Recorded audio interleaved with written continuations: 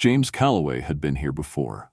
Seated in the brightly lit studio of American Spotlight, he was in his element, a seasoned broadcaster, a master of the debate arena, a man who had spent decades shaping the narrative of political discourse. The cameras were rolling, the audience was watching, and across from him sat his guest for the evening, Karoline Leavitt, the rising conservative voice who had been making waves in American politics. The topic of the night: is the media truly fair?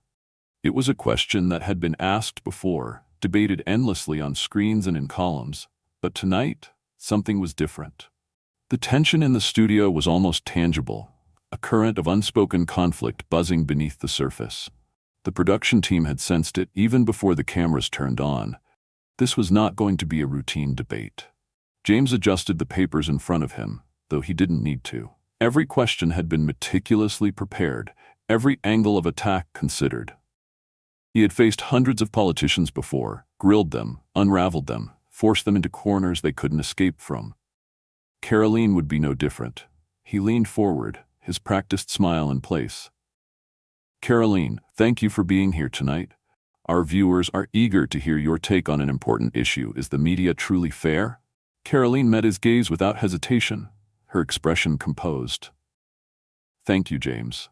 I'm looking forward to an open and honest discussion. This is a critical issue, especially today when the media holds more influence than ever before. James nodded, his fingers interlocking as he prepared his next move. You're absolutely right. Information moves at lightning speed, shaping public opinion in ways we've never seen before. But here's the bigger question.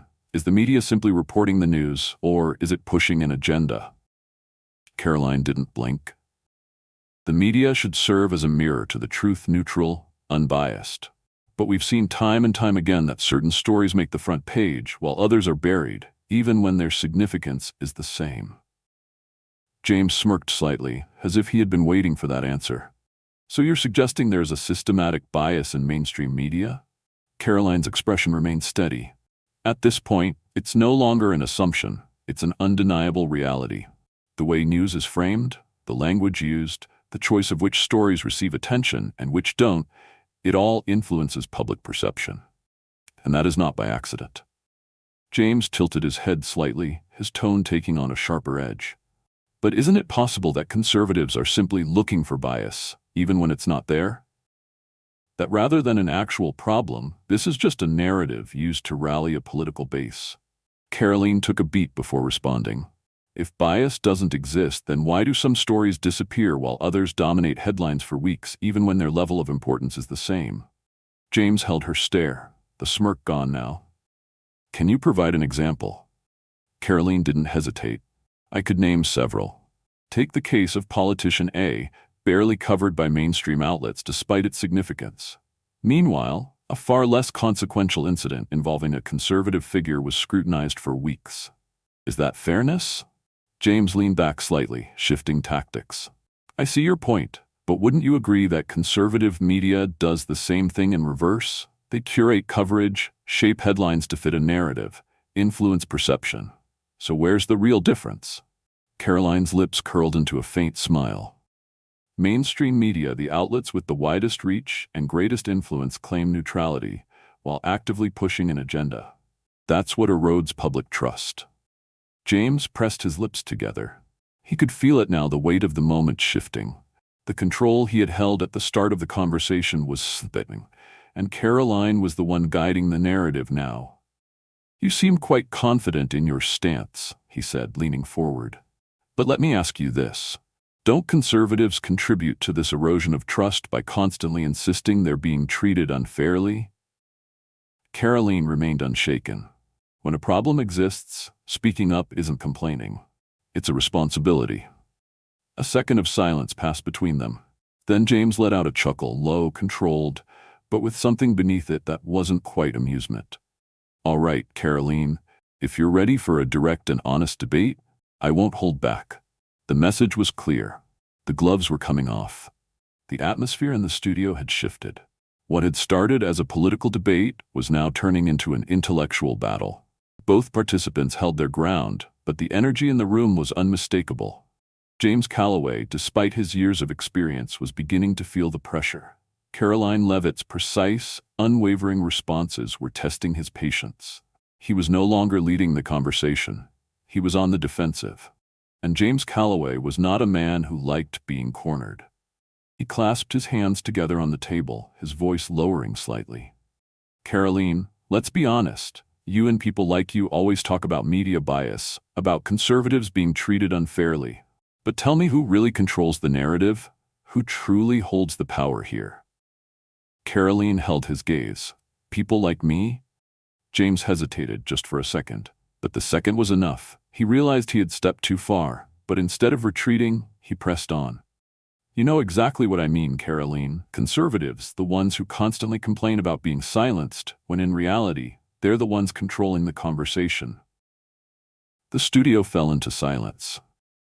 Karoline let his words settle in the air. Then calmly, she asked, "Would you like to clarify what you mean by that?" James's fingers tightened slightly. "I'm saying conservatives pretend to be victims when in fact they manipulate the narrative, casting themselves as oppressed to avoid accountability." The weight of his statement settled over the room like a lead weight. Karoline remained still, her voice measured. "So you're saying conservatives don't contribute to society?" James shifted in his seat. "I'm saying that." Karoline interrupted, her tone steady but sharp.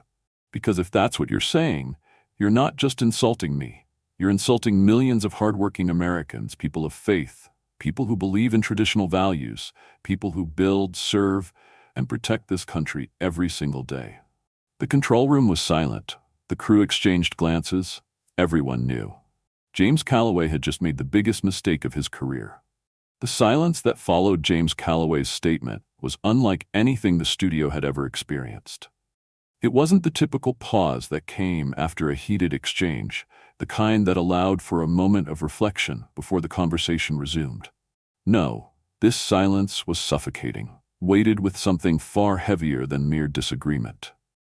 Millions of viewers sat frozen in their living rooms, their eyes locked on their screens. The production team behind the glass wall of the control room exchanged stunned glances, but no one moved, no one spoke.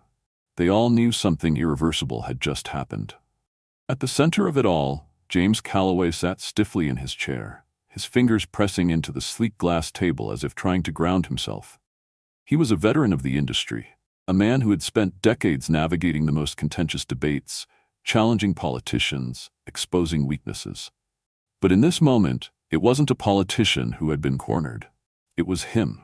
Karoline Leavitt's expression remained calm. She didn't lean forward, didn't raise her voice. She didn't need to. Her question still hung in the air, cutting deeper than any attack could. "Would you like to clarify what you mean by that?" It was an invitation, a lifeline perhaps, if Calloway could find a way to pull himself back from the edge. But the look in his eyes said it all. He knew what everyone else in the room already did. There was no way out. A bead of sweat formed near his temple. His mind raced for a response, for a way to twist the words back into something manageable. But every option led to the same place, a fall from which there was no return. He could see the headlines forming in real time. Veteran TV host attacks conservatives on live television.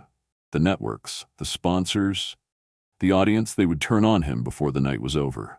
And yet, the weight of his own pride pressed against him. The years he had spent controlling the narrative, the confidence he had wielded in his career, it all resisted the instinct to retreat. He had always been the one in charge, the one who shaped the conversation. If he backtracked now, if he hesitated, it would be an admission of defeat. His fingers tightened around the pen resting on the table. He forced himself to meet Karoline's gaze. "I'm saying conservatives pretend to be victims when in fact they manipulate the narrative, casting themselves as oppressed to avoid accountability." The moment the words left his mouth, the shift in the air was immediate. This time, there was no room for misinterpretation, no ambiguity. He had doubled down, and in doing so, had sealed his fate. Karoline let a beat of silence pass, then she nodded slightly, as if committing his words to memory. Her next response was measured, deliberate. "So tell me, James, are you saying conservatives don't contribute to society?" The phrasing was razor-sharp, slicing through whatever resolve Calloway had left. He could hear the blood rushing in his ears. He knew the danger of the trap he had walked into, but it was too late to step out of it. He opened his mouth, trying to formulate something, anything, to counter her. But before he could, Karoline continued. Because if that's what you're saying, then you're not just insulting me. You're insulting millions of hardworking Americans, people of faith, people who believe in traditional values, people who build, serve, and protect this country every single day. The words landed like a hammer blow. Inside the control room, the executive producer shut his eyes briefly, rubbing his temples. The damage was done. James Calloway sat frozen. He could feel the weight of the cameras, the thousands of eyes in the audience, the millions more watching from their homes. His usual sharp wit, his ability to redirect a conversation, to control the rhythm of a debate, had all abandoned him. The silence stretched unbearably long. Then, from the far side of the studio, someone in the audience coughed. It was a small, insignificant sound, but it shattered the spell of stillness. And suddenly, everything moved at once. In the control room, a producer's fingers flew over the switchboard, cutting to a commercial break. On social media, the clip was already spreading. On Twitter, hashtags were exploding: "Fire James Calloway, media bias exposed, Leavitt wins." Within minutes, major news outlets were dissecting the moment, airing the clip in endless loops. And inside the studio, James Calloway sat still, staring at the glass table in front of him, as the realization settled over him. His career, the one he had spent decades building, had just ended in real time.